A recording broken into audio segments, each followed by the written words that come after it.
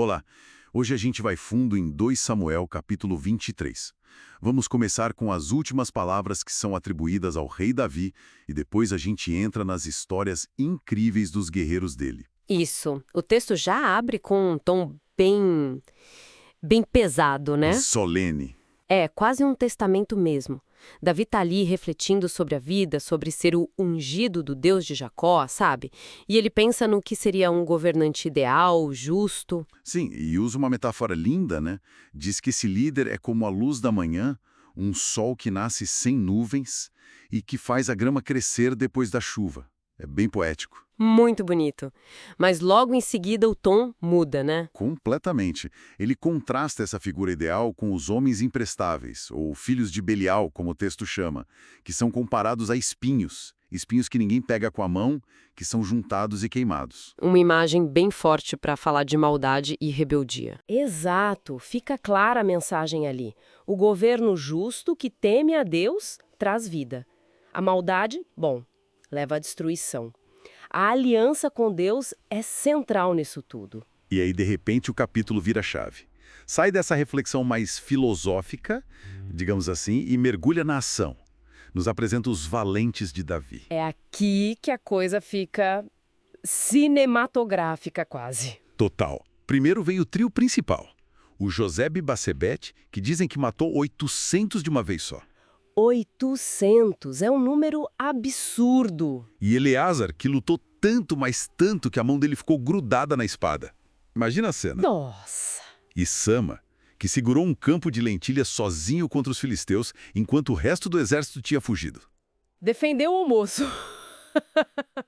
Brincadeira, mas mostra uma coragem. Uma bravura e lealdade impressionantes.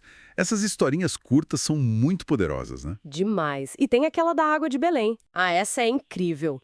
3 guerreiros se arriscam, furam o bloqueio inimigo só para buscar a água que Davi mencionou que queria. Um desejo dele, né? Talvez nem fosse uma ordem direta. Provavelmente não. Mas eles vão. E quando trazem a água, Davi se recusa a beber. Ele derrama no chão como uma oferta a Deus. Por quê? Ele diz que seria como beber o sangue daqueles homens que arriscaram a vida.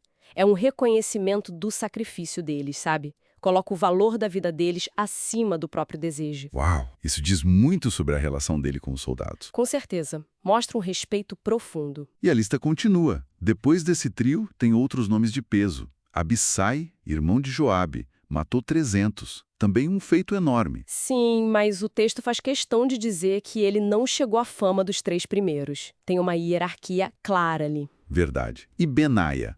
Esse parece personagem de filme de ação. Ah, Benaia é sensacional.